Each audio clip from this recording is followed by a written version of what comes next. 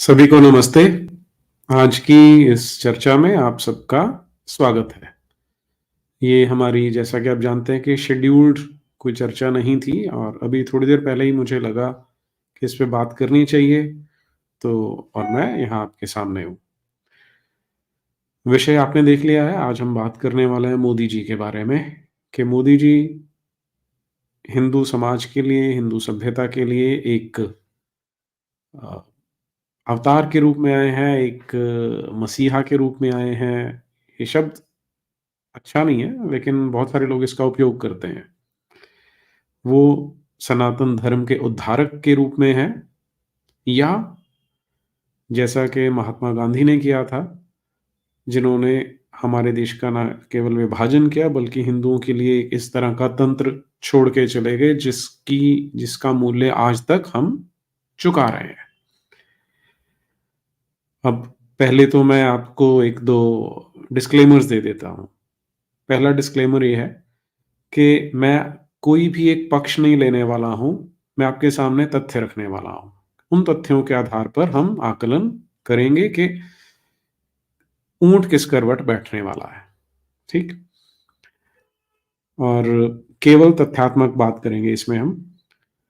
अब जैसे अभी जो ये राजेश कुमार प्रजापति जी हैं, वो कह रहे हैं कि मुझे लगता है नरेंद्र मोदी जी भी गांधी 2.0 हैं और मज़े की बात है कि गांधी के टाइम पर हिंदू लोग उनके सभी जायज़ और नाजायज़ काम विरोध नहीं करते थे और मोदी जी के टाइम पर भी ऐसे ही है। इसी चीज का डर है राजेश जी। वैसे तो देखिए अभी राम मंदिर बन के हटा है और कल यूनाइटेड अरब एमिरेट्स में जहां पर के बुत परस्ती के खिलाफ माहौल बना है, वहां का मजहब, वहां का दीन ऐसा है, वहां पर मोदी जी ने इनॉग्रेशन की है। तो जो सारी बयार बह रही है, जो सारी हवा बह रही है, वो सनातन धर्म के पक्ष में लगती है कि सब कुछ बहुत बढ़िया हो रहा है और मोदी जी कर भी रहे हैं। तो ऐसे समय में ऐसी विरोधी बात करना, वो क्या बोलते हैं कि गोइंग अगेंस्ट द विंड है। तो लेकिन यहाँ पर रिस्क पे क्या है, स्टेक पे क्या है, रिस्क भी नहीं बोलेंगे, स्टेक पे क्या है, हमारी सभ्यता, जो हमारे पूर्वजों ने बलिदान दिए थे वो हैं। तो इसलिए हमें आकलन, अवलोकन करना ही पड़ेगा, करना चाहिए, वही हमारा कर्तव्य बनता है।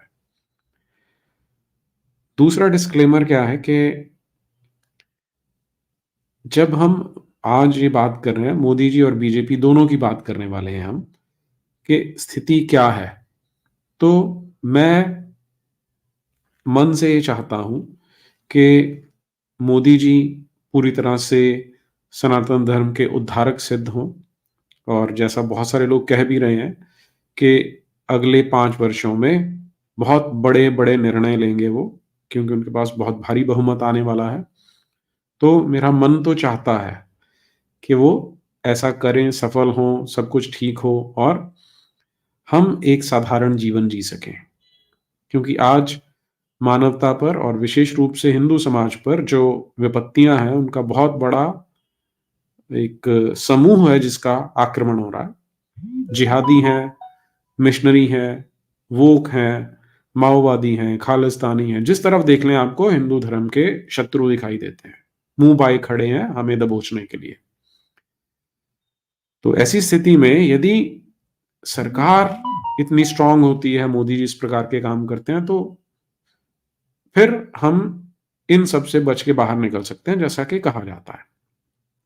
अभी आज स्थिति क्या है कि दो दो गुट बने हुए हैं। एक गुट जो कहता है कि मोदी जी जो कर रहे हैं वो ठीक कर रहे हैं, उनसे बढ़िया कोई कुछ नहीं कर सकता, वो विष्णु का अवतार हैं, वो जो आदि शंकराचार्य जी थे, उनके बाद सनातन धर्म का जो प्रचार मोदी जी कर रहे हैं, वो उनके बाद दूसरे नंबर पे आते हैं।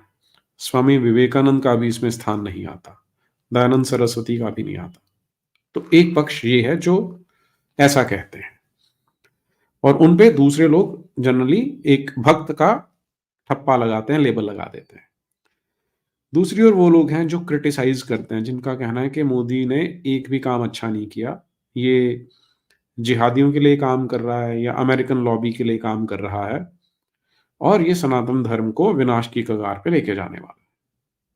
तो ये 2 बिल्कुल अपोज़िंग फैक्शंस हैं, एक-दूसरे को खूब गालियाँ देते हैं, और मैं भी जब ट्वीट कोई डालता हूँ, यदि मोदी जी की प्रशंसा में है, तो थोड़े से मेरे साथ देने वाले होते हैं, और एक बहुत सारे ट्रोल्स होते हैं, जो अपशब्द बोलते हैं कि अच्छा बिक गया, ये हो गया, ये सब बातें ऐसी होती हैं। और यदि मोदी जी की निंदा कर देते हैं, तो दूसरा वर्ग आ जाता है जिनका कहना है कि ये बिक गया है, और अभी इसको उधर से पेमेंट मिल जाएगी, और फिर अलग-अलग तरह के नाम जो लेबल हैं वो लगाने की कोशिश करते हैं। वो ख़ैर वो उनका काम है, वो करेंगे। तो ये 2 जो विरोधाभासी गुट गुट हैं, क्या अब दोनों तो सही हो नहीं सकते। क्या दोनों में से एक पूरी तरह सच है, या सच इन दोनों के बीच में कहीं पर है? हम इसे समझने का प्रयास करते हैं, ठीक? तो आपके मन में जो ऐसे पॉइंट्स आएँगे, क्योंकि हो सकता है मैं कुछ छोड़ दूँ, मैं वीडियो को छोटा रखने की का प्रयास करने वाला हूँ, तो आप शेयर भी कर सकते हैं मेरे साथ। पहले तो जब मोदी जी 2014 में चुन के आते हैं, तो मैंने आज तक 2 बार दोनों बार उन्हीं को वोट दिया, तो मुझे बड़ी खुशी हुई कि वो चुनकर आए हैं।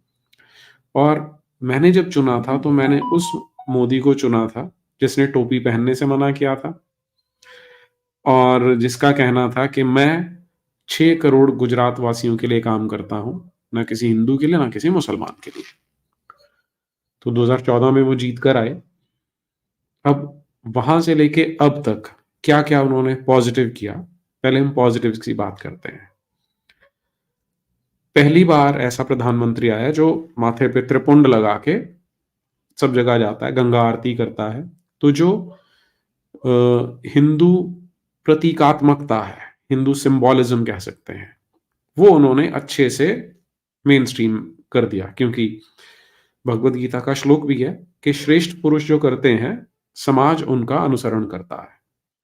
तो ये मोदी जी ने एक बहुत अच्छा काम किया। पहली बार ऐसा एक प्रधानमंत्री आया, जो इतना खुल के हिंदू परंपराओं को सामने आके बात करता है, क्योंकि उससे पहले तो ये सब करना सेक्युलरिज़्म के विरुद्ध माना जाता था। और मुझे याद है एक बार शायद ये साउथ अफ्रीका गए थे, अफ्रीका में ही कहीं गए हुए थे। तो वहाँ पर किसी ने संस्कृत में बात की, तो मोदी जी ने एक बड़ा अच्छा पॉइंट मारा था कि अगर ये बात हिंदुस्तान में हो गई होती, तो वहाँ पर चर्चे छिड़ जाते कि संस्कृत में बात क्यों हो रही है। तो ये एक मोदी जी का बड़ा स्ट्रॉन्ग पॉइंट रहा। उसके अलावा मोदी जी ने जो उनके मैनिफेस्टो में था, आर्टिकल 370 उड़ा दिया, जिसे कोई सोच ही नहीं सकता था कि इतना बड़ा काम कभी हो भी सकता है। आपको याद होगा, ये मुफ्ती और ये जितने गैंग है वहाँ पर, कुपकार गैंग, इनका कहना था कि कोई तिरंगा उठाने वाला भी दिखाई नहीं देगा। तो मोदी जी ने ये लगभग असंभव दिखने वाला काम कर दिया, आर्टिकल 370 को टाटा कर दिया। तीसरा, जो इंफ्रास्ट्रक्चर पे काम हो रहा है, हमारी जो इकोनॉमी पे काम हो रहा है, वो दिखता है कि अच्छा हो रहा है। सड़कें बन रही हैं, बहुत बहुत अच्छा लग रहा है, क्योंकि अभी देखें तो लोग इस तरह की रील्स डालने लग गए हैं कि आज से 10 साल पहले कितनी घटिया सड़कें होती थी पूरे देश भर में, लेकिन अब बहुत सुंदर नेटवर्क बन गया सड़कों का, बहुत अच्छा जाल बिछा दिया गया है। तीसरा पॉइंट। चौथा पॉइंट जो उड़ी, और पांचवा पॉइंट बालाकोट। ये जो 2 काम किए, जो अकल्पनीय लगते थे। आप याद कीजिए, 2008 में हमारे देश में घुस जाते हैं लोग पाकिस्तानी, और वो आतंक मचाते हैं, लेकिन छक्कों जैसी सरकार कुछ नहीं करती। वहीं मोदी जी आते हैं, बालाकोट भी करते हैं, उड़ी भी करते हैं। ये छोटी अचीवमेंट्स नहीं है, बहुत बड़ी-बड़ी अचीवमेंट्स हैं, जो लगभग असंभव जैसी प्रतीत होती थी। इनके अलावा अब राम मंदिर बन गया है, फिर से, जिनके बारे में ये कहा जाता था कि तारीख नहीं बताएँगे, वो हमने सब देखा क्या नौटंकी होती रही आज तक। तो ये इनके कुछ पॉज़िटिव पॉइंट्स हैं। और बहुत अच्छा लगता है। और अभी जिस प्रकार की बयार बह रही है तो लगता है कि सब कुछ ठीक है, मोदी जी कुछ गलत कर ही नहीं सकते। इतना भव्य उन्होंने राम मंदिर का जो उद्घाटन किया, प्राण प्रतिष्ठा की, देख के बहुत अच्छा लगा। लेकिन यहाँ पर हमें खतरे की घंटी जो बजती है, वो बजती है कि जो काम नहीं हो रहे या जो हिंदू हितों में नहीं दिखाई देते। अब ज़रा उनकी बात कर लेते हैं हम। इसमें सबसे पहले क्या हो सकता है? सबसे पहले हम बिल्कुल नॉन कंट्रोवर्शियल की बात करते हैं, जिस पे मैंने मेरा प्रिय विषय भी है, जिस पे मैंने काम भी किया था सबसे पहले, कि जो हमारे बच्चों को स्कूल में इतिहास पढ़ाया जा रहा है, वो कितना गलत, कितना घटिया, कितना झूठा, कितना मक्कारी से भरा हुआ है। उस पे अभी कोई बहुत चेंजेस, 10 वर्ष हो गए हैं, लेकिन चेंजेस बहुत कम है। देखिए, जो हायर लेवल की स्टडीज हैं, उनमें इंडियन नॉलेज सिस्टम इंट्रोड्यूस किया गया, क्रेडिट सिस्टम उसमें डाला गया है, बहुत बहुत अच्छे ढंग से वहां पर ये काम किया जा रहा है। धीरे धीरे किया जा रहा है, लेकिन अच्छा किया जा रहा है। लेकिन सबसे ज्यादा ब्रेन वॉशिंग होती है स्कूल टाइम में, छठी से 10वीं क्लास तक की जो इतिहास की पुस्तकें हैं उनमें। वो ब्रेन वॉशिंग लगभग वैसी ही है। कुछ चीजें हटाई गई हैं। आप ये कह सकते हैं कि 3-4%, 5% वहां से कचरा हटाया गया है, लेकिन बाकी जस का तस 10 वर्षों तक है, जो कि किया जा सकता था लेकिन नहीं किया गया। एक बहुत बड़ा नेगेटिव पॉइंट है मेरी मेरी दृष्टि से। अच्छा, अब उसके बाद जो हिंदू मंदिर है, वो मंदिर हिंदू समाज को दिए जाने चाहिए, क्योंकि यदि एक सेक्युलर देश है, सेक्युलर संविधान है, तो वहां पर किसी सरकार का ये अधिकार नहीं बनता कि वो केवल हिंदुओं के मंदिरों पे कब्जा करे, जबकि चर्च, मस्जिद, गुरुद्वारे छोड़ दिए जाएं। ये अन्याय है जो पिछले 75 वर्षों से हिंदुओं के साथ हो रहा है, लेकिन इस पे कोई न्याय नहीं किया गया, 1% भी नहीं। यहां हम ये कह सकते हैं, या एक आर्गुमेंट ये दिया जा सकता है कि अगर मंदिर दे दिए तो फिर से वहां पर धांधलियां मचेंगी, करप्शन होगी, जो कि सच भी हो सकता है, क्योंकि बाकियों ने अब तक अपना सिस्टम स्ट्रीमलाइन कर लिया है। यहां पर समस्या क्या हो सकती है कि क्योंकि एक बहुत बड़ा जो स्पेशली जो मीडिया है, सारा हिंदू विरोधी है, और वो ये चाहेगा कि इस तरह का अगर एक छोटी सी घटना भी घटती है कि मंदिरों में किसी प्रकार का भ्रष्टाचार होता है, कोई कोई भी अवांछनीय घटना घटती है, तो उसे मैग्नीफाई करके दिखाया जा सकता है। तो हो सकता है कि डरते हो कि यार यहाँ पर एक कंट्रोवर्सी उठ सकती है। ये मैं बिल्कुल स्ट्रेच करके बोल रहा हूं, जबकि ऐसा नहीं होना चाहिए था। तो ये दूसरी बहुत बड़ी कमी, जो हिंदू हित का जो काम होना चाहिए था वो नहीं हुआ। अच्छा, अब आप याद कीजिए, जब मोदी जी सरकार नई नई बनी थी, उस समय एक नैरेटिव उठा कि यहां पर क्रिश्चियंस को प्रताड़ित किया जा रहा है। तो मोदी जी ने तुरंत अनाउंसमेंट किया था कि क्रिश्चियंस के लिए एक स्पेशल हेल्पलाइन चलाई जाएगी, जो करने की आवश्यकता नहीं थी। लेकिन कोई बात नहीं, आपने कर दिया। उसे पॉजिटिव मान सकते हैं क्रिश्चियंस के लिए, लेकिन not a very smart idea. फिर शबाना आजमी जैसी घटिया महिला का एक्सीडेंट होता है, तो उस पे मोदी जी ट्वीट करके स्पेशली पूछते हैं कि क्या हुआ। कहने को छोटी घटना है, लेकिन आगे देखेंगे, उस फ्लो पे चलता है। फिर कुछ ही समय बाद मोदी जी बोल देते हैं कि गौ रक्षक तो गुंडे होते हैं। अभी बिल्कुल अननेसेसरी काम थे। देखिए, जो गलतियां होती है दो प्रकार की होती हैं, एरर्स ऑफ कमीशन और एरर ऑफ ओमिशन। एक जो आप करते हैं, जो नहीं करना था, दूसरा जो करना चाहिए था वो नहीं किया। हिंदू मंदिर बनाने चाहिए, हमें देने चाहिए थे, वो नहीं दिए। एजुकेशन सिस्टम में हिस्ट्री में चेंज करना चाहिए था, वो नहीं किया। तो ये थे errors of omission. Error of commission में क्या आता है कि आपको कोई क्रिश्चियन हेल्पलाइन बनाने की आवश्यकता नहीं थी, अगर सेक्युलर देश है। आप बोलते हैं कि मैं पूरे देश का प्रधानमंत्री हूं, तो क्रिश्चियंस को अलग से क्यों इस तरह की प्रेफरेंस दी जाए? नहीं होना चाहिए। शबाना आज़मी का आपने पूछ लिया, चलिए कोई बात नहीं, हम मान लेते हैं कि आप पूछते हैं, आप बड़े संवेदनशील हैं, तो आप सबको पूछते हैं। लेकिन यदि ऐसा है, तो एक बहुत लंबी लिस्ट है जहां पर मोदी जी ने किसी को नहीं पूछा। बिट्टू बजरंगी के भाई की हत्या कर दी जाती है तेल डाल के, कोई नहीं पूछता, मोदी जी नहीं बोलते। पाल घर में साधुओं को पीट पीट के मार दिया जाता है, कोई नहीं बोलते। तो एक एक बैलेंस दिखाई नहीं देता यहां पर कि आप कहीं पर तो एक टुच्ची सी एक्ट्रेस है, उसके घुटने पे खरोंच आ जाते, आप उसके बारे में पूछ लेते हैं, लेकिन बाकियों के बारे में नहीं पूछते। पर इन्हें हम छोटा मान के छोड़ देते हैं।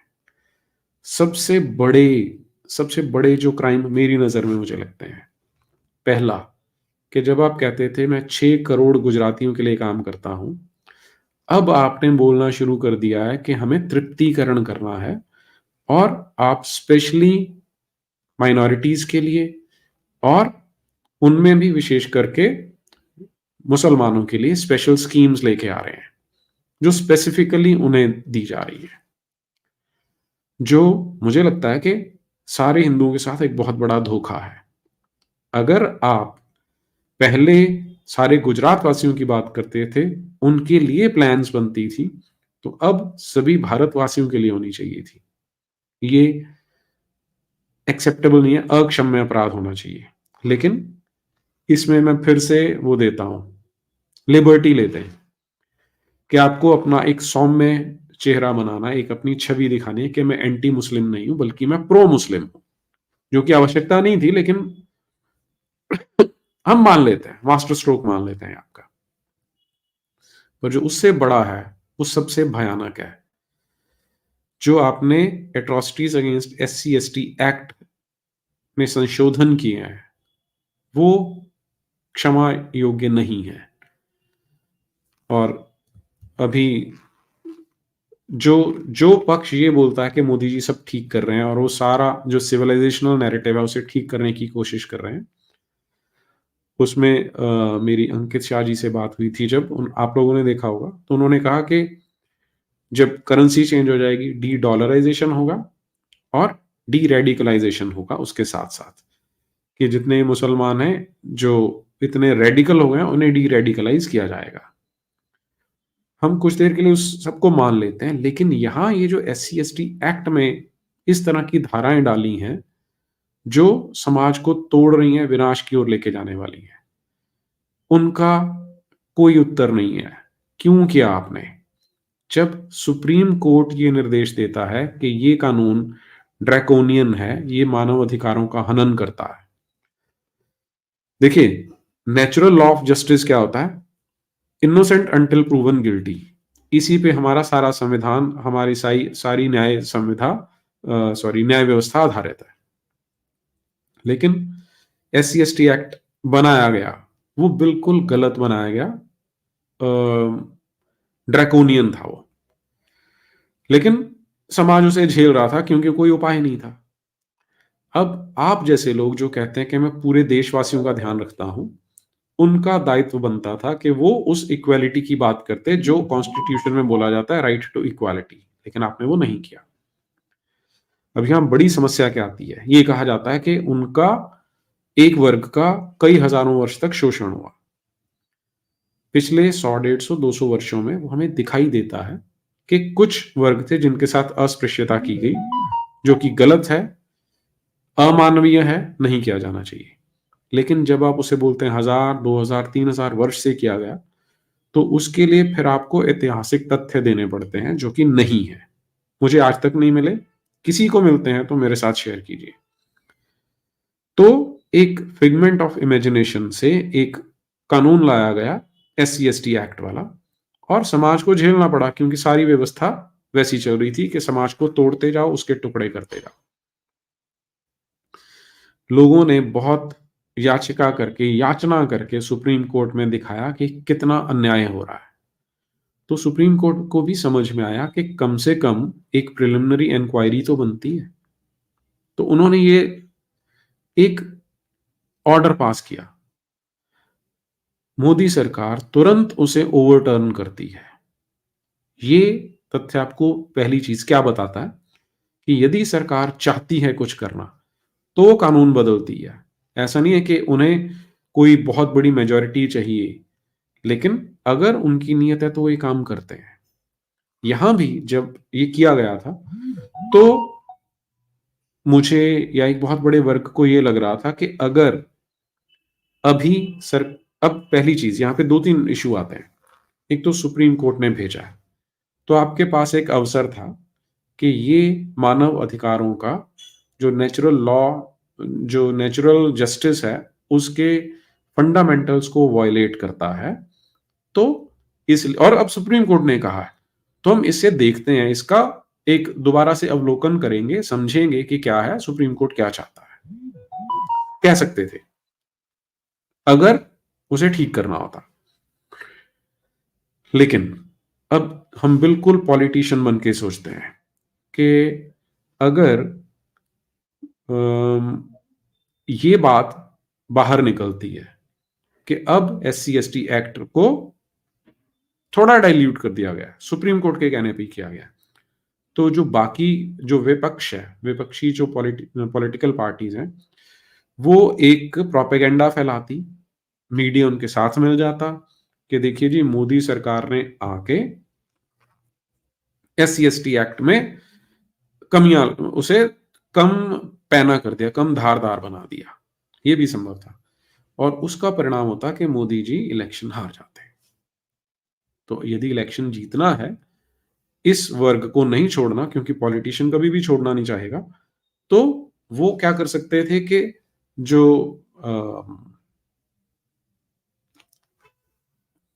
मुझे वो शब्द ध्यान में नहीं आ रहा अभी, कि ऑर्डिनेंस लेके आए थे।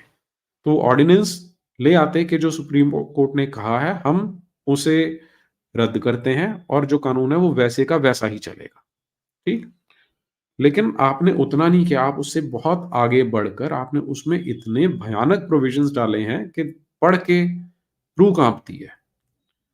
और सबसे सबसे अजीब, सबसे घटिया तो ये है कि उसमें एक प्रावधान ये है कि यदि कोई भी व्यक्ति किसी ऐसे दिवंगत व्यक्ति के बारे में कुछ बातें डिसरिस्पेक्ट करता है तो उस पे SC/ST एक्ट लगाया जा सकता है। यानी अगर वो अंबेडकर क्या भीमराव रामजी अंबेडकर को हाई एस्टीम में रखते हैं और आप अंबेडकर के बारे में कुछ ऐसा बोल देते हैं जो डिसरिस्पेक्ट जैसा लगता है, तो आप पे एक्ट लग जाएगा और आपको अरेस्ट कर लिया जाएगा।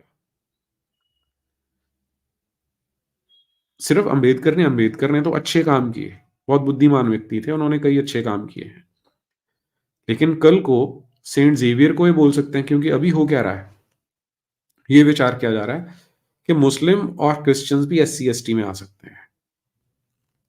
यदि ऐसा हो जाता है तो उन्हें तो बहाना चाहिए। अब एक क्रिश्चियन एग्जाम्पल लीजिए, क्रिश्चियन है, वो SC कैटेगरी में आ गया, अगर वो स्वीकार्य हो जाता है।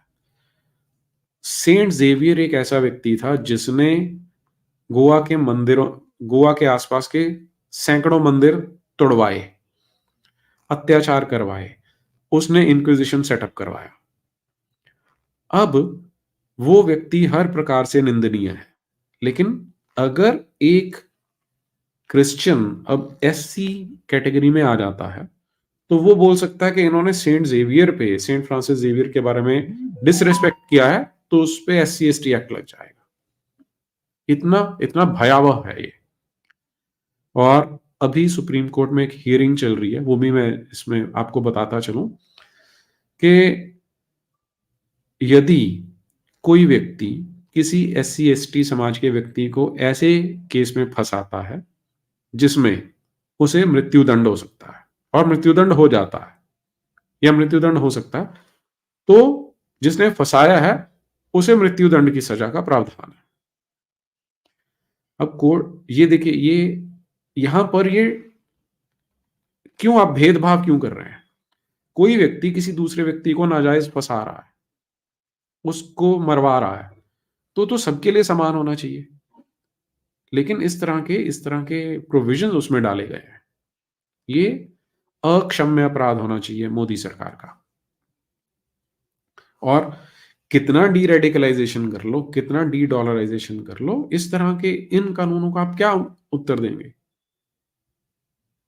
ये तो बताता है कि या तो जिन्होंने ऐसे प्रावधान उसमें डाले हैं, वो समाज को तोड़ना चाहते हैं। वो चाहते ही नहीं कि जो सनातन संस्कृति है वो फले-फूले, वो इसका विनाश करना चाहते हैं। और या वो इतने मूर्ख हैं कि उन्हें पता ही नहीं था कि वो क्या कर रहे हैं। दोनों ही केसेस में ये बहुत बड़ा नेगेटिव पॉइंट बनता है। आगे बढ़ते हैं जी। सीएए, सिटीजनशिप अमेंडमेंट एक्ट, जब आप लेके आ रहे हैं, तो उसमें कोई भी बहुत ज़्यादा ऐसी प्रोविज़न्स नहीं थी। बहुत कम लोगों को ये पता है कि वो उसकी कट ऑफ डेट क्या है, 31 दिसंबर 2016 शायद, 2014, ठीक? उससे पहले जो लोग आ चुके हैं, उनके लिए थोड़ा-सा सरल हो जाता अ, यहाँ की सदस्यता लेना, यहाँ की सिटीज़नशिप लेना, नागरिकता लेना, यदि वो आस-पास के मुल्कों में से प्रताड़ित होके आए हैं तो। हिंदू, क्रिश्चियंस, बौद्ध, उन सब के लिए था वो। इतना छोटा-सा कानून था वो, लेकिन शाहीन बाग में गुंडागर्दी शुरू होती है और उसे ठंडे बस्ते में डाल दिया जाता है। ऐसा ही हुआ ये किसान आंदोलन 2 पॉइंट, जो पहले वाला था, अब तो 2.0 चल रहा है। पहले किसान आंदोलन के साथ भी यही हुआ, जो कि कोई बहुत अच्छा एबल एडमिनिस्ट्रेशन नहीं दिखाता। फिर 2019 के चुनाव के बाद बंगाल में इतनी हिंसा होती है, इतने हिंदुओं पर अत्याचार होते हैं, लेकिन कोई कुछ बोलता ही नहीं। इसे क्या गिना जाएगा? नुपुर शर्मा के साथ जो किया गया, वो किस श्रेणी में आएगा? अपने ही पार्टी की प्रवक्ता है, अधिकृत प्रवक्ता है, उनकी किताबों में से बोल रही है, और वहां पर हम उसे दूध में से मक्खी की तरह निकाल के बाहर फेंक देते हैं। मणिपुर में वायलेंस चलता रहा, लेकिन वहां पर लॉ एंड ऑर्डर हाथ से बाहर निकल गया। ये इतने सारे नेगेटिव्स हैं जो बहुत बड़ा प्रश्न चिन्ह उठाते हैं कि क्या हो रहा है? क्या जो हम हिंदू सभ्यता को बचाने की बात करते हैं, उसके लिए मोदी जी उपयुक्त व्यक्ति हैं, बीजेपी उपयुक्त पार्टी है? पर फिर दूसरी ओर देखते हैं, अभी जैसे वो विष्णु जैन जी ने जब वो श्रृंगार गौरी वाला केस जीतते हैं, तो न्यायालय आदेश देता है कि 7 दिन के अंदर अंदर यहां पर पूजा आरंभ होनी चाहिए। योगी जी 7 घंटे के अंदर अंदर सारी व्यवस्था करा देते, तो ये पॉजिटिव भी गिना जाता है। अब योगी जी कर रहे हैं तो मोदी जी का हाथ है, इसीलिए कर रहे हैं। क्योंकि जो बाकी की पार्टियां हैं, अगर वो सत्ता में होती, तो मान लीजिए कि न्यायालय से आदेश आ भी जाता, तो क्या वो इतनी त्वरित कार्रवाई करती या वो लटकाने का काम करती? और यदि वो लटका देती, तो एक नई लड़ाई विष्णु शंकर जैन को उससे ऊपर वाली अदालत में आके लड़नी पड़ती। तो यहां पर योगी जी का पॉजिटिव एस्पेक्ट भी दिखाई देता है। ठीक वैसे हेमंत विश्व शर्मा है, वो कई काम बहुत अच्छे कर रहे हैं, उसे भी हमें देखना पड़ेगा। और क्योंकि मैंने अभी अच्छा अंकित शाह आज है नहीं हमारे साथ, तो उनकी एब्सेंस में मैंने उनका नाम लिया, जो कि शायद पता नहीं ठीक है या नहीं, लेकिन उन्होंने एक बात बोली थी कि जो कोविड आया था, अगर कोई और सरकार होती, मोदी जैसा एडमिनिस्ट्रेटर नहीं होता, तो इस देश की सड़कों पे लाशें दिखाई देती। और इसमें मैं उनके साथ सहमत हूं कि कोविड को जैसे हैंडल किया गया, अब उसमें वैक्सीन लगना चाहिए था या नहीं लगना चाहिए था, वो एक अलग डिबेट हो सकती है, लेकिन जिस त्वरित कार्रवाई के करते हुए कोविड को मोदी जी ने हैंडल किया, वो वाकई बहुत प्रशंसा की जानी चाहिए मोदी जी की उसमें। तो ये अच्छा, अब ये मोदी जी के जो पॉजिटिव्स हैं, वो जैसे मैंने बोला आर्टिकल 370 हटता है, वो हमारी सिविलाइजेशनल जो बैटल है उसके साथ मैच नहीं करता। वो एक सेक्युलर केस है, मतलब सेक्युलर एक एक्टिविटी है। हम उसे सिविलाइजेशन से जुड़ा हुआ तब मानते अगर जो कश्मीरी पंडितों का विस्थापन हुआ था, कश्मीरी हिंदुओं का, उन्हें वहां पर बसाया जाता या कम से कम बसाए जाने की कोई प्रक्रिया चल पड़ी होती। लेकिन वैसा नहीं हुआ। तो जो पॉजिटिव्स हैं, आर्टिकल 370 है, बालाकोट है, उड़ी है, कोविड है, सड़कें हैं, इंफ्रास्ट्रक्चर है, ये सारे के सारे किस कैटेगरी में आते हैं? ये सेक्युलर कैटेगरी में आ जाते हैं। सिविलाइजेशनल इश्यूज पे, हिंदू सभ्यता के उत्थान के लिए इसमें आप कह सकते हैं कि नहीं है कुछ भी। और दूसरा एक आर्गुमेंट आप ये भी दे सकते हैं, वो राम मंदिर के केस में, कि वो तो सुप्रीम कोर्ट ने डिसीजन दिया है, उसमें मोदी जी ने तो कुछ नहीं किया, है ना? अब ये बात ठीक भी हो सकती है, गलत भी हो सकती है, ये ग्रे एरिया आ जाता है। ग्रे एरिया क्यों है? कि इसके लिए पहली बात तो हमें ये कहना पड़ेगा कि इसका अर्थ ये हुआ कि हमारा जो न्याय तंत्र है, जो जुडिशरी है, वो करप्ट है और वो ऐसे काम करती है। आइडियली हमें ये बोलना नहीं चाहिए।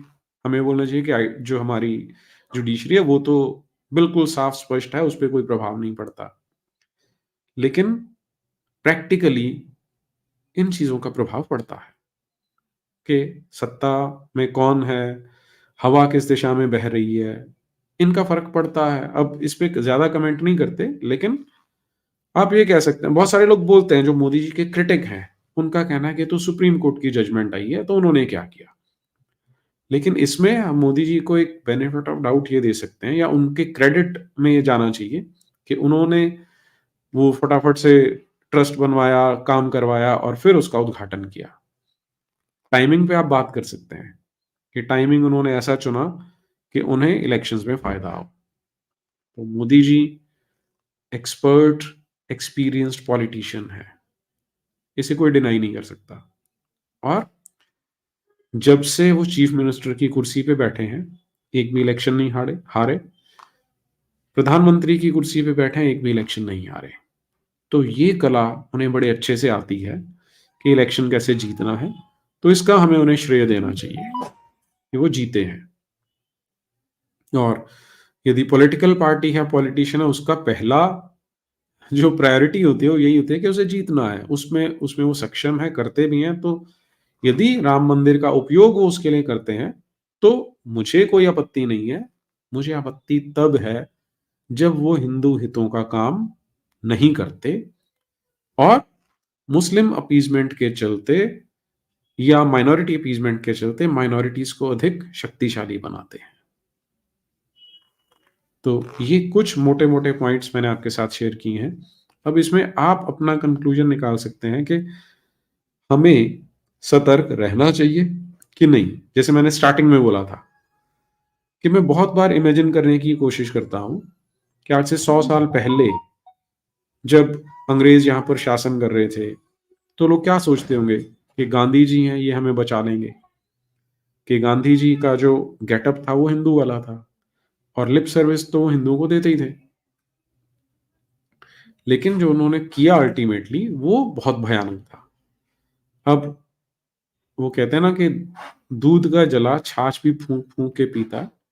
तो हो सकता है कि ये जो मैंने बातें की, हो सकता है मोदी जी अब अगला इलेक्शन जीतने के बाद सारा कुछ बहुत बढ़िया कर दें। वो सनातन को उस ऊंचाई पे ले जाएं कि लोग अपने आप घर वापसी करनी शुरू कर दें, टी रेडिकलाइजेशन हो जाए। हो सकता है। और यदि ऐसा होता है तो मैं, आप सब, हम बहुत प्रसन्न होंगे, बहुत खुश होंगे। लेकिन हमें अपने शत्रुओं से सीखने की आवश्यकता। हमारे शत्रु क्या करते हैं? वो किसी एक पार्टी से बंधे हुए नहीं रहते। जो सत्ता में आता है उसकी चाबी घुमाते हैं। वो बोलते हैं, और जो सत्ता में बैठा है वो उनसे डरता है कि यार ये साले 10% है, 12% है, 15% है, हमें इनका वोट चाहिए, इनको हम नाराज नहीं कर सकते। तो क्या हम ये बातें उनसे सीख सकते हैं कि हम एक पार्टी विशेष के प्रवक्ता ना बने, उनके भक्त ना बने, पार्टी पॉलिटिक्स से ऊपर उठें, हम हिंदू हितों पे सोचना शुरू करें और जो हिंदू हितों की बात करे उसके साथ काम करें, अपना प्रेशर ऐसे क्रिएट करना सीखें। जैसा मैंने शुरू में भी कहा कि अभी बिल्कुल बँटे हुए लोग हैं। एक हैं बिल्कुल ही कि मोदी तो बिल्कुल घटिया है, ये अमेरिका से ट्रेनिंग लेके आया है, ये कर रहा है, ये खत्म कर देगा। दूसरे हैं कि वो बोलते हैं कि ये तो भगवान के बाद यही है। तो हमें प्रैग्मैटिक वास्तु स्थिति को समझते हुए अपने एक्शंस करने की आवश्यकता है। यही मैं शॉर्ट यही कहना चाहूँगा अभी तो। डिस्ट्रॉयड इन सेकंड्स पेरियर वाली वीडियो आपकी अभी बाकी है सर जी। जी, आप ठीक कह रहे हैं जी, बाकी है। एक्चुअली मैंने जो मेरी बुक है ब्रेन वॉश रिपब्लिक उसमें पेरियर के बारे में दिया हुआ है, पर आपकी बात फिर भी ठीक है, मैं ये वीडियो बनाऊँगा। जी। सु Sukirti परांदे, member for 2 months. Education syllabus change is most vital because it is affecting the generations. It's not changed. 10 years is a big time. Modi's tenure in Gujarat also secular कहना चाहती हैं। जी हाँ, मैं आपने बिल्कुल ठीक कहा और मैं भी इसी ओर ध्यान दिलाने का प्रयास कर रहा था कि हम ये नहीं कह रहे कि आप गलत महिमा मंडन करें। हम ये कह रहे हैं कि जो गलत महिमा मंडन किसी का किया जा रहा है उसे हटाएं, सच बताएं। बच्चों का ये अधिकार बनता है कि वो सच जाने और हमारा कर्तव्य बनता है कि बच्चों को सच बताएं। और इसमें अगर कोई विरोध करता भी है तो करने दीजिए, आपको सच बताना ही चाहिए। और मैं आपसे पूरी तरह सहमत हूँ सुकीर्ति जी कि बहुत बड़ी गलती है, बहुत बड़ी कमी है। और आपने ठीक पहचाना, गुजरात में भी ये समस्या रही। अभी 10 साल हो गए हैं और पैच वर्क, छोटा-छोटा पैच वर्क किया गया, कुछ भी नहीं किया गया। बच्चे जो निकलते हैं, कितनी बुरी हालत है, मैं रोज़ देखता हूँ उन्हें। ज्योतिर्मय दास, ज्योतिर्मय जी, नमस्ते। गुरुजी आर्टिकल 370 हटाया ताकि अरब पाशा आ सके, रोशनी एक्ट भी तो लगाया जम्मू कश्मीर में मोदी सरकार, और राम मंदिर को पहला दिया और उसी को सुप्रीम कोर्ट ने दिया। ओके, मैं पहले वैसे बातें कर चुका हूं, पर मैं एक बार फिर बता देता हूं। 370 हटाया, वो एक सेक्युलर काम किया। मैं वही कह रहा हूं ना कि यदि तो कश्मीरी हिंदुओं को वहां स्थापित कर दिया होता तो ठीक था, लेकिन अब आपकी बात, हाँ, अब अगर हम इस दिशा में चलना शुरू करते हैं कि मोदी जी सनातन विरोधी हैं, वो जिहाद लॉबी के लिए काम करते हैं या अमेरिकन के लिए काम करते हैं, तो यहाँ पर कि पूरे का पूरा स्टेट है जिसमें हिंदू तो है ही नहीं, वहां पर जितना इन्वेस्टमेंट जाएगा वो किससे फायदा देगा? वो मोमिनों को फायदा देगा। मोमिनों को फायदा देगा तो मिडल ईस्ट से वहां की जो फंडिंग है वो आ सकती है। बहुत आपका हेल्दी आर्गुमेंट है ये, और इसे नकारा भी नहीं जा सकता, क्योंकि जो ट्रेंड है उसे देख के ही बात करनी पड़ेगी हमें। और रोशनी एक्ट ठीक कह रहे हैं। राम मंदिर को, अच्छा, हाँ, अब इसमें राम मंदिर बहुत लंबा विषय है।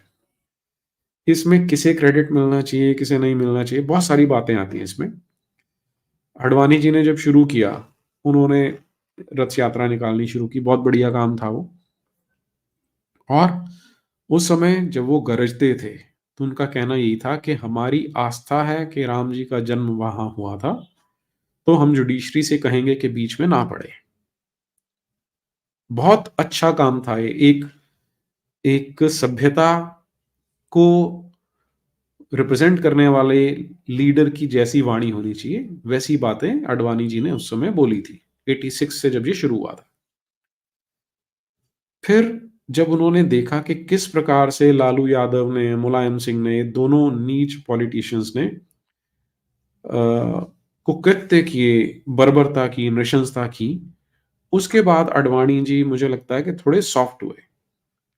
और जिस समय फिर ढांचा गिरा दिया गया, उसके बाद वो स्टेटमेंट्स आपने देखी हैं, अडवाणी जी की भी हैं, वाजपेयी जी की भी हैं, जिसमें वो ऑलमोस्ट एपोलोजेटिक हो रहे हैं कि हम ये नहीं करना चाहते थे, हो गया। अब इसमें दो चीजें हैं। नेता, एक मिनट,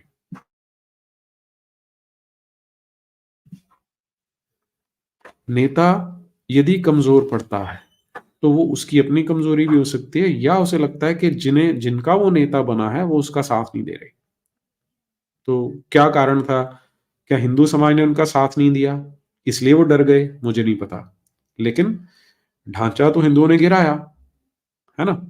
तो उसके बाद जब अडवाणी जी ने या वाजपेयी जी ने बोला कि वो हमारे लिए दुःख का दिन था, तो वो उनकी बहुत गलत पॉलिटिकल स्टेटमेंट थी। वो उनकी इमैच्योरिटी दिखाता है। वो चुप भी रह सकते थे। जैसे आज मैं ट्विटर पे देख रहा था, कोनराड एल्स्ट हैं, बहुत अच्छे लेखक, बहुत अच्छे, बहुत ही प्रबुद्ध व्यक्ति हैं। वो अपने ट्वीट्स में कह रहे थे कि मोदी जी को वो इस्लाम के बारे में गलत नहीं बोल सकते, ठीक है, उनकी लिमिटेशन है।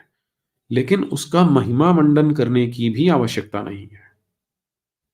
इतना तो आप सोच ही सकते हैं ना कि क्यों महिमा मंडन करें। ठीक वैसे ही आडवाणी और वाजपेयी दोनों के दोनों चुप रह सकते कि भाई हो गया, अब हम देखेंगे क्या करना है। आप इसका एग्जाम्पल उधर लेके देखिए। वो एक राक्षस, एक नीच व्यक्ति कैमरे के सामने बोलता है कि 15 मिनट के लिए पुलिस हटा लो, फिर हम दिखा देंगे। हालांकि वो उसमें साहस नहीं है, लेकिन कैमरे के सामने उसने बोला। और उसके भाई से जब पूछा जाता था तो बोलता था मैटर सब जुडिस है। उसने कभी नहीं बोला कि उसने गलत किया, नहीं बोलना चाहिए था। वो अपने शब्दों में कमजोरी नहीं दिखाते। वो कोर जो उनका क्या बोलूं, कोर स्टैंड होता है उस पर कॉम्प्रोमाइज नहीं करते, हटते भी नहीं, शब्दों से खेलना जानते हैं। और यहाँ अडवाणी जी और वाजपेयी जी चुप रह सकते थे, शब्दों से खेल सकते थे, लेकिन ऑन रिकॉर्ड उनकी स्टेटमेंट्स हैं जहां पर वो बोल रहे हैं कि यार हमें तो बुरा लगा, हम ये करना ही नहीं चाहते थे, which is utterly stupid on their part. नहीं करना चाहिए था हमें। Brijesh ji, I was Kattar Modi supporter, but not anymore. He destroyed centuries old temples in Kashi, that too from M's in name of corridor. ये अक्षम्य अपराध है जी। हाँ, ये एक विषय था जो मेरे निकल गया मेरी बातों में। देखिए, कुछ मंदिर तो जो ऐसे ही किसी ने इधर उधर से बना लिए, ठीक है, आप उनको तोड़ना चाहते हैं, आप तोड़ सकते थे, लेकिन वहां पर गलतियां डेफिनेटली हुई हैं और नहीं होनी चाहिए थी। मैं सारे मंदिरों की बात नहीं कर रहा हूं, लेकिन कई ऐसे बहुत पुराने मंदिर थे, उन्हें नहीं गिराया जाना चाहिए था, उनका हल निकाला जा सकता था। तो ब्रजेश जी, आपसे सहमत हूं मैं इस बात पे। Anand Singh Chauhan, sir what about defence sector, so much confusion. देखिए, ये मोदी जी की प्रशंसा करनी पड़ेगी हमें। डिफेंस सेक्टर में जिस समय यूपीए छोड़ के गई थी, देश को पूरा खोखला करके गई हुई थी।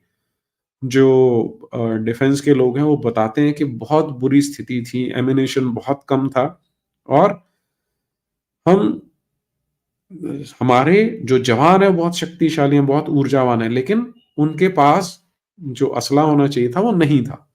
मोदी जी ने उस सिस्टम को बहुत अच्छे से ठीक किया है। आज यदि आप डिफेंस वालों से बात करेंगे तो बताते हैं कि जमीन आसमान का फर्क ले आए हैं मोदी जी इसमें। तो ये तो मोदी जी को बिल्कुल प्लस पॉइंट जाता है उनको, इसमें तो हमें सराहना करनी पड़ेगी।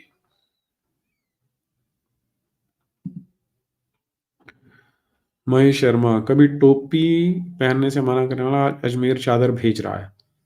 हाँ, देखिए, अब वो हम सब ने देखा कि टोपी नहीं पहन रहे। मैंने बताया, मैंने वोट इसीलिए किया था कि एक ऐसा व्यक्ति है जिसमें अपनी रीढ़ की हड्डी है, जो झुकता नहीं है, जो इफ्तारी नहीं खाता।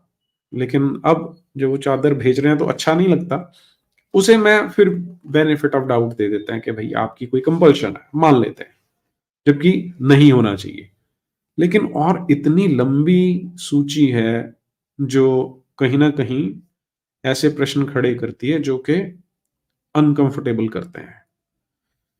तो मुझे ये बातें आपसे शेयर करनी थी।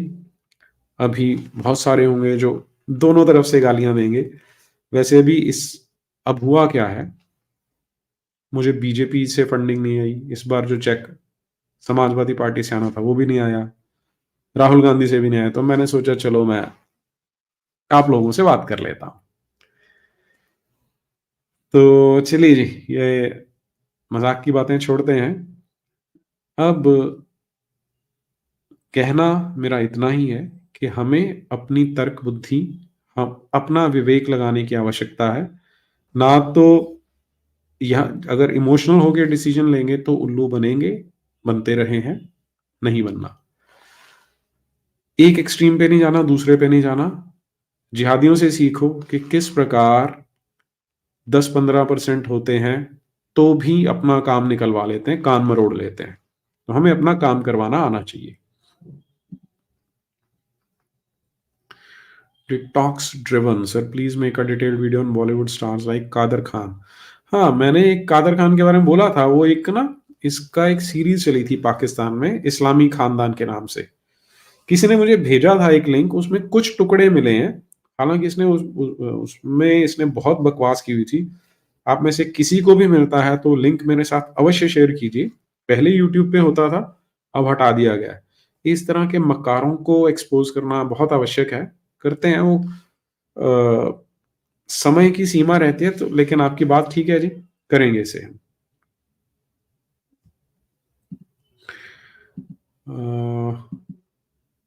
ओके जी, तो मुझे लगता है कि आज प्रश्न यही है। तो मुझे आपसे यही बात करनी थी। अ, अंक सर जी 35% से कम नहीं है, उससे ज्यादा ही होंगे। नहीं अंक जी, इसमें आप एक चीज समझ लीजिए।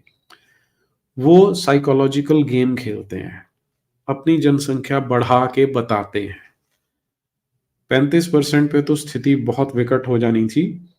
अभी समय है, अभी हमें ये सब कुछ समेटने की आवश्यकता है, नहीं तो बहुत विकट स्थिति आने वाली है। और एक बार फिर कहता हूं, हमें आशा ये करनी चाहिए कि मोदी जी सब कुछ ठीक करेंगे। जो हम ये बातें कर रहे हैं, बाल की खाल निकले, ये सब गलत निकले, ऐसा हो तो बड़ा अच्छा होगा।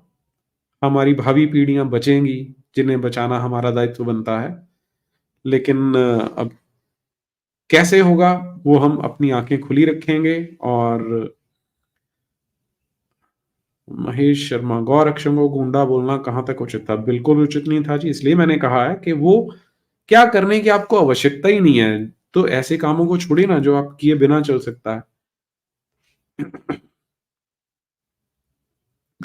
और दूसरी चीज, Prachi पाधे, Neeraj ji round about manner में एकम सनातन पार्टी के लिए बैटिंग करें? जी नहीं, मैं कतई बैटिंग नहीं कर रहा हूं। मैं अभी भी बता रहा हूं कि हमारे पास विकल्प कौन से हैं। देखिए, अब अगर हम विकल्पों पे चल जाते हैं तो वहां पर एक नई समस्या खड़ी हो जाती है। पहले क्या था कि कांग्रेस एंटी हिंदू शुरू से रही है। बीच में कुछ फेज के लिए जब नरसिम्हा राव आते हैं, बाकी इधर उधर के लोग आते हैं, तो नहीं रही। लेकिन नेहरू गांधी परिवार की तो ये परंपरा रही है कि वो एंटी हिंदू हैं, और उन्होंने ही ये मैक्सिमम जो विनाश किया उन्होंने कराया। तो अब सोनिया गांधी के आने के बाद पूरी तरह से नफरती बन चुकी हैं। और ये जो यूपी वाले 10 साल गए हैं, इसमें इन्होंने जो क्रिश्चियनाइजेशन किया है, वो जो स्टालिन वाली पार्टी है, इतने राक्षस खड़े कर दिए हैं कि अब वो क्या बोलते हैं कि एक तरफ कुआं दूसरी तरफ खाई वाली स्थिति आ जाती है। तो कहना मुझे अच्छा नहीं लग रहा, लेकिन कहना पड़ेगा कि हमारे पास विकल्प बहुत कम है।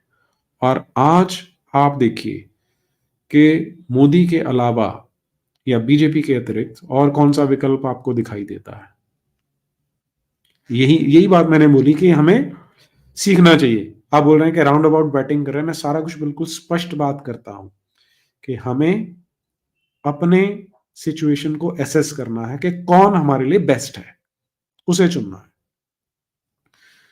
आज अगर बीजेपी के लोग यूसीसी की बात करते हैं, अगर वो गौ हत्या निषेध की बात कर रहे हैं, वो जनसंख्या नियंत्रण की बात कर रहे हैं, वो मदरसे बंद करने की बात कर रहे हैं, मदरसों पे बुलडोजर चलाने की बात कर रहे हैं, तो हमें इस प्रेशर को मेंटेन करके रखना है। हमें इसको और बढ़ाना है, इसे और बढ़ाना है, काम उन्हीं से करवाना है। नई पार्टी जब आती है तो नई पार्टी बनाना, खड़ी करना, चलाना कोई बहुत आसान नहीं होता। और फिर उसमें धोखे होते हैं। जिस समय केजरीवाल ने आना था, तब लोग उसे भी सोच रहे थे कि बड़ा अच्छा काम करेगा, लेकिन उसने क्या किया आप जानते हैं। तो नए विकल्प ढूँढते-ढूँढते पहले 100 साल 75 साल निकल चुके हैं और समय निकालेंगे क्या? सीखिए मिशनरियों से, जिहादियों से कि जो अवेलेबल है, उसका बेस्ट यूटिलाइज़ेशन करें। नहीं कब तक कितने धोखे खाते रहेंगे आप? ज्योतिर्मय अरे गुरुजी आपको कोई गाली नहीं देता, आप तो हमारा गुरु हैं, पर जब आप मोदी भक्ति में आकर मास्टर स्ट्रोक लगाता है तो हमें स्ट्रोक आ जाता है। देखिए ज्योतिर्मय जी, मैं यही कह रहा हूँ, अपने लोगों में समस्या क्या हो रही है कि ओवर इमोशनल हो जाते हैं। अच्छा इसने ये मोदी ने वो गलत काम किया था, इसने मोदी की प्रशंसा कैसे कर दी? हमें मेरिट पे काम करने की आवश्यकता है। मोदी जी जो बात अच्छी करते हैं, उसकी सराहना करें, जो बुरी करते हैं, उसकी निंदा करें और उन्हें बताएँ कि हमें ये चीज़ बुरी लगती है। मैं बैठ के आपसे बात कर रहा हूँ, क्यों कर रहा हूँ? कि मोदी जी तक बात पहुँचे, आप लोगों तक बात पहुँचे, उसे एम्प्लीफाई किया जाए कि हमें ये बातें बुरी लगती हैं। जब आप ये बोलते हो कि मुझे अब तृप्तिकरण करना है, तो आप हमसे धोखा कर रहे हो। और मैं आपको जानता हूँ, आप बहुत अच्छे व्यक्ति हैं। उसमें होता क्या है कि ये सोशल मीडिया का अपना एक डिसएडवांटेज भी है। बहुत सारे ट्रोल्स होते हैं, जो कुछ भी बकते हैं, तो उनकी चिंता हमें करनी भी नहीं चाहिए। हमें अपना काम करना है, अपने आप पे नियंत्रण रखना है, अपने आप को सुरक्षित रखते हुए, विवेक रखते हुए हमें ये निर्णय करना है कि कौन अंडर गिवन सर्कमस्टांसेस कौन हमारे लिए सबसे उपयुक्त है, उसे अपना वोट दे के अपना काम करवाना है। हम चाहते हैं कि हमारी भावी पीढ़ियाँ सुरक्षित रहें, हमारी बच्चियाँ, महिलाएँ सुरक्षित रह सकें, उन्हें तंबू में बंद ना होना पड़े। हमें किसी मूर्खाना किताब को आसमानी ना बोलना पड़े, हमें अपने बच्चों को सुसाइड बॉम्बर ना बनाना पड़े। ये सब हमारे जो पूर्वज थे, जो हमारे योद्धा थे जो लड़ते रहे, हमारे ऋषि जिन्होंने हमें ये सब दिया, उन सब का हमारे ऊपर ऋण है, जो हमें उतारना है, ये चीज़ याद रखिए। ठीक है जी, अगली बार फिर मिलते हैं, तब तक के लिए जय श्री राम, हर हर महादेव।